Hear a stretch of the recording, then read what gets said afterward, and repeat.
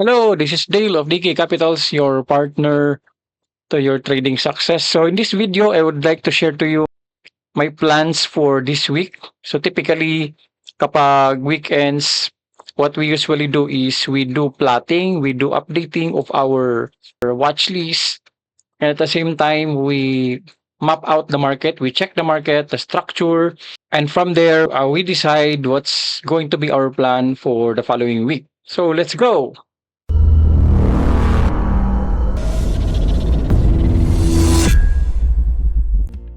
So right now we are looking at the OGPY. So ito yung pinakauna nating trades sa currency or forex na nakita natin na maganda yung structure. So at first, I showed to you this signal, the pin bar signal. This is one of our very profitable and just a very simple signal that we trade over and over again.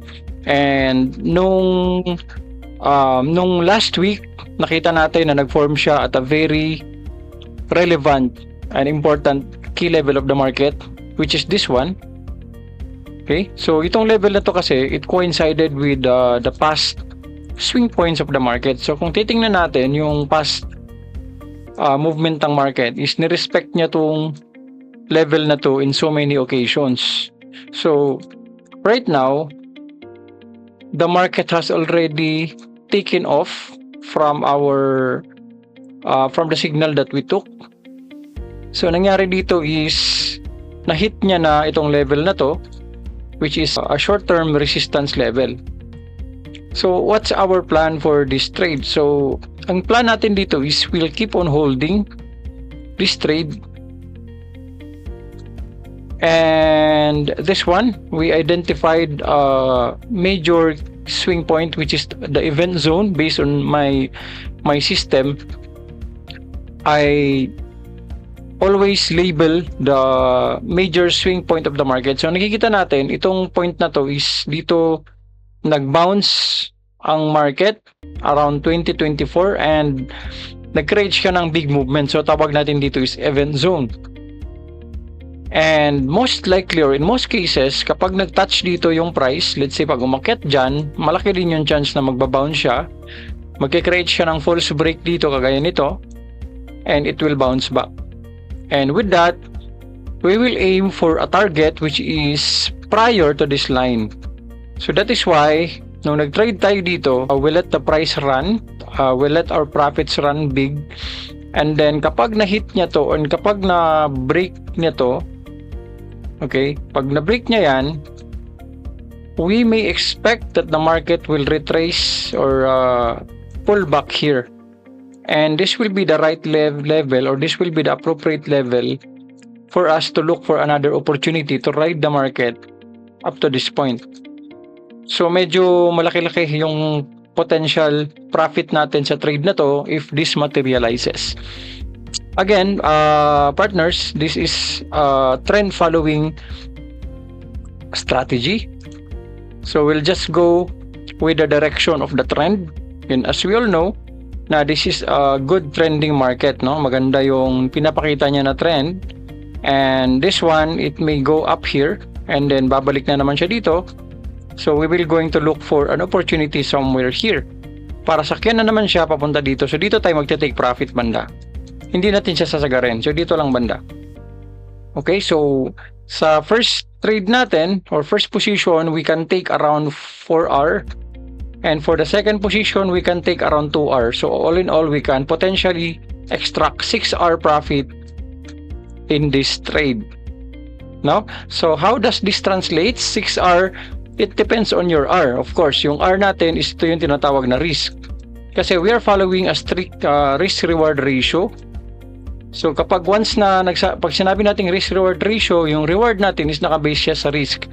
Let's say kung ang risk mo per trade is around $10, yung 6R profit mo is around $60. So times 6 mo lang siya. So kung yung risk mo is around $50, yung reward mo will be around $300. Correct? So that will depend on the risk. So that is why in our trade, we always follow the risk-reward ratio system. Hindi tayo basta-basta kumukuha lang ng or nagte-take profit lang ng ng any amount. We need to stick with appropriate favorable at least 1:2 risk-reward ratio. Gets? So, pumunta naman tayo sa ating USD CAD. Okay, USD CAD is also doing well. USD CAD, nagdagdag tayo ng position. Actually, dalawa yung position natin. So, initial position natin is at the daily time frame. Since nag-form siya ng pin bar, pumasok tayo dito. And then, nung nag-confirm ang market, pumasok ulit ako dito. And ngayon, nag-confirm na naman siya. And at the weekly close, the market formed a pin bar signal at the weekly time frame. So, this one. So, makikita natin, dalawang pin bar dito. Ito yung price action niya at the weekly time frame. And we all know how the market went up after this signal. And then meron ulit siyang pin bar ngayon, and then expectedly it may go up until here. So this is our key level. So tingnan natin, meron siyang swing point somewhere around here, and so we may experience some resistance here. So may mga sellers dito, and it may push the price lower somewhere in this area. So this is our target new support level. So that is why my target profit for this trade will be somewhere in this area, prior to this level. Hindi natin yan sinasagad actually. Bago dumating sa isang swing point, nagte-take profit na tayo. So we may also let the trade run, because our long-term goal is really here, no? Itong major swing point na to. So pwedeng ma-break din ng market to. Pag na-break niya to, pwede rin siyang mag-retrace ulit dito banda. Alright? So right now, my plan for this trade is that next week or early days of next week, I will going to add a position, because sa pagte-trade kasi sa sistema ko, I do not put all my lot sizes in a single trade. Hinahati-hati ko yan, depende sa confirmation ng market. So when I need like 5 confirmations and the market only showed 3 confirmations but the signal is already there, what I do is I divide my pre-planned lot size into 2 or into 3.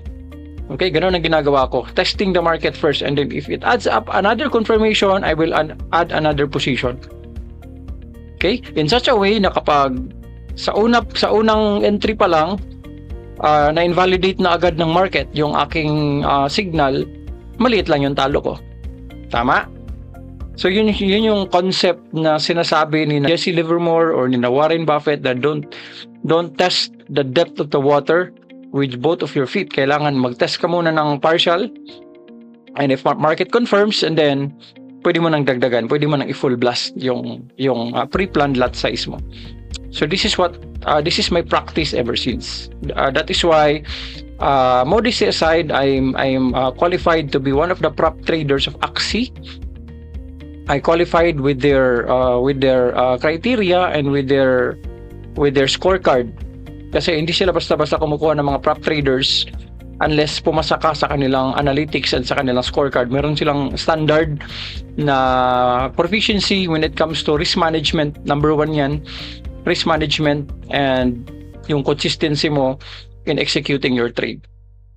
Okay? So, all in all, ito lang ang ating plano for next week. We have some financial assets as well that we are looking at or we are monitoring, especially this GBP and ZD, because this is an uptrend market. So napakaganda ang takbo ng trend, napakaganda ang alignment ng mga moving averages, and right now the market is retracing to a support level. So ito yung support niya. We are looking at a price action somewhere in the zone. So kung bumaba siya dito and nag-reverse siya bigla, pwede tayong pumasok dyan. And right now, wala pa. And actually, malapit na to kasi nasa oversold region na yung price. But then the price action here is not yet confirmed. Hindi pa masyadong aggressive. But then the volume is almost there, na oversold na siya. So pwede nang pumasok dyan ang mga malalaking buyers to push the price higher. Okay, so for now, it's still in our watch list. No worries. We'll monitor this further. All right. And we also want to look out soybean. Okay, ito yung mention ko, soybean. Kasi ang soybean is already showing initial signs of a markup phase. So alam naman natin in the Wyckoff principle that markets move in phases or in cycle. We have the markdown, we have the accumulation, and we have the markup. And right now, it's showing initial signs of a markup phase.